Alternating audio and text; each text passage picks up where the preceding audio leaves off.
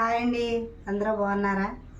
నేనైతే చిన్నగా జీడి పచ్చడి అయితే పెట్టానండి 10 మామిడికాయలతోటి. నేను ఎలా పట్టాను ఏంటనేది ఒకసారి అయితే చూడండి. ఇగోండి మామిడికాయలు, పచ్చడి మామిడికాయలు అండి. పచ్చడి మామిడికాయలు అయితే 10 మామిడికాయలు తయారైపోయినాయండి. టెంక అయితే పట్టలేదండి, జీడి ఉందండి. ఇంకా అయితే నేను చిన్నగా కట్ చేసేసుకుని ఉప్పు పసుపు పెట్టుకుని ఎండలోనైతే పెట్టుకుంటానండి. చూడండి ఎన్ని ముక్కలు అయినాయో. ఇప్పుడు మనం ఎండలో పెట్టుకుంటే ఎన్ని ముక్కలు అవుతాయో తర్వాత అయితే చూద్దామండి. ఇంకా అయితే నేను ఈరోజు జీడి పచ్చడి అయితే పట్టబోతున్నానండి. ఉప్పు పసుపు వేసి అయితే మామిడికాయ ముక్కలు అయితే ఎండబెట్టానండి. ఇదిగోండి చిన్నగా ఉల్లి పచ్చడి అయితే పట్టబోతున్నానండి. 10 మామిడికాయలు అయితే చిన్న చిన్నగా తరిగేసుకున్నానండి. ఇదిగోండి చిన్నగా తరుక్కుని ఎండలో పెట్టుకుని అందులో నీరంతా ఆరిపోయే వరకు ఎండలో పెట్టుకున్నానండి. ఇదిగోండి కారం, ఉప్పు, ఎల్లుల్లిపాయలు, ఆవాల పొడి, మెంతుల పొడి, నూనె ప్యాకెట్ అండి. వేరుశనగ నూనె అయితే తీసుకున్నానండి. చిన్నగా ఇప్పుడు నేను పచ్చడి అయితే ఎలా పట్టుకుంటాను ఏంటనేది ఒకసారి అయితే చూడండి మీరు. జీడి పట్టినాయండి, ఇంకా టెంకాయ అయితే పట్టలేదు. చిన్నగా అయితే పచ్చడి అయితే పడదాం అనుకున్నానండి. ఇదిగోండి చూడండి ముక్కలు. ఇప్పుడు ఈ ముక్కలు అయితే నేను ఈ గిన్నెలోకి వేసుకుంటున్నానండి. చక్కగా ఎండలోనైతే నేను కోసేసి చిన్న చిన్న ముక్కలుగా కోసేసి ఎండలో వేసుకున్నానండి. ఉప్పు పసుపు కలిపేసి ఎండలో పెట్టుకున్నాను. నీరు లాగే వరకు ఎండలో పెట్టుకున్నానండి.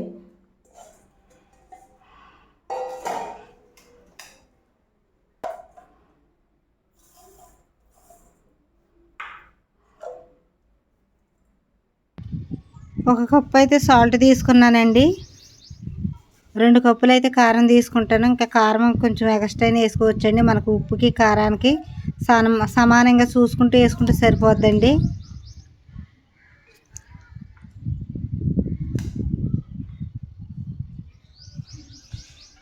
మెంతులు అయితే వేసుకుని పొడిగా చేసుకున్నానండి. మెంతుల పొడి కూడా వేసుకుంటున్నాను.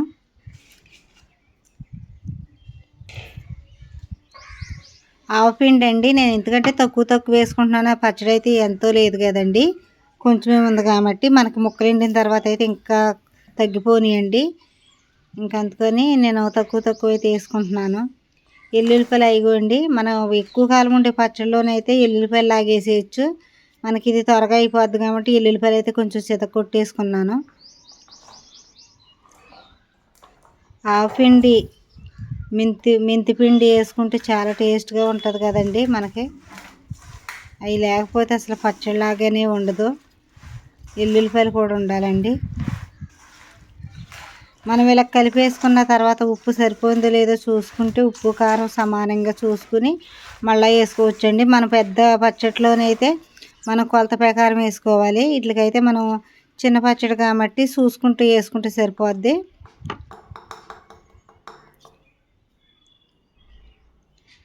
ఇంకా కొంచెం కారం సాల్ట్ వేసుకుంటే మనకి అందులో పచ్చట్లో ఊట అనేది ఎక్కువగా ఉంటుంది.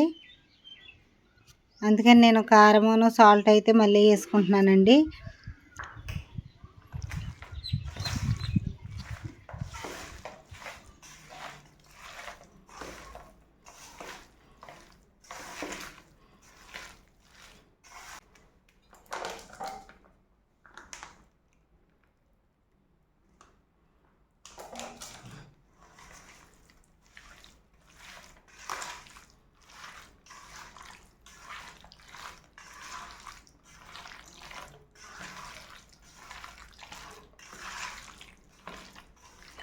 అదిగోండి పచ్చడి చూడండి, మనకి ఎలా కలుపుతుంటే అసలు నూరు అనేది ఊరిపోతుందండి. ఇంకా మనం 3 రోజుల తర్వాత చూసుకుంటే 3 రోజుల తర్వాత మనకి చక్కగా మగ్గిపోద్దండి పచ్చడి అనేది. అప్పుడైతే చాలా టేస్ట్గా ఉంటుందండి. మనం మే నెలలో గట్ట పచ్చడి అయితే పట్టుకుంటామండి. లోపు జీడి పచ్చడి టెంకట్టినప్పుడు ఇలా పచ్చళ్ళు పట్టుకుని తింటే మనకి చాలా టేస్ట్గా ఉంటుందండి. వేడివేడి అన్నంలో వేసుకుని పప్పులైనా వేసుకుని తింటుంటే ఎంత టేస్ట్గా ఉంటుందో. ఉప్పు సరిపోయిందో లేదో చూసుకుంటున్నానండి. ఉప్పు కారం అయితే కరెక్ట్గా సరిపోయిందండి. ఉప్పు అనేది మనకి కరెక్ట్గా సరిపోయిందండి. ఉప్పు కారం కూడా చక్కగా సరిపోయిందండి. ఇంక ఇప్పుడైతే చిన్న డబ్బాలో పెట్టేసుకుని 3వ రోజు అయితే ఎలాగున్నది ఏంటనేది నేను వేడివేడి అన్నంలోనైనా పప్పు వేడివేడి అన్నంలోనైనా తిని మీకైతే చెప్తానండి టేస్ట్ అనేది ఎలా ఉందో ఏంటనేది. అదిగోండి డబ్బాలో సహానికైతే వచ్చిందండి.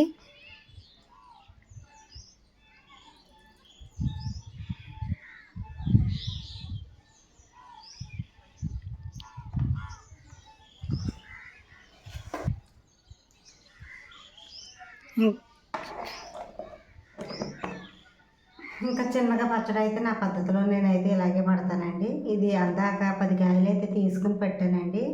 మనం అందాక కొత్త పాలెం జీడి పచ్చడి అయితే మనకి బాగుంటుంది కదండి, అందుకని పెట్టానండి.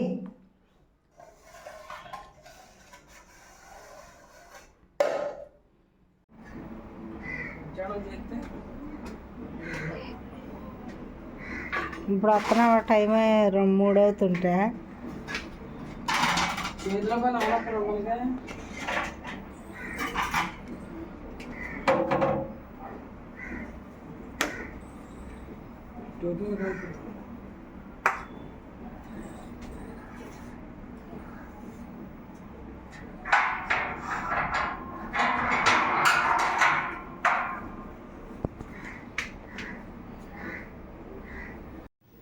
ఇంకా ఆయన అయితే పని నుంచి వచ్చేటప్పటికి 3 అయితే అయిపోయిందండి. ఇంకా స్నానం చేసి ఇప్పుడైతే అన్నం అయితే తింటున్నారండి. ఇంకా అన్నం తినేసి ఆయన కొంచెం సేపు అయితే రెస్ట్ తీసుకుంటారండి.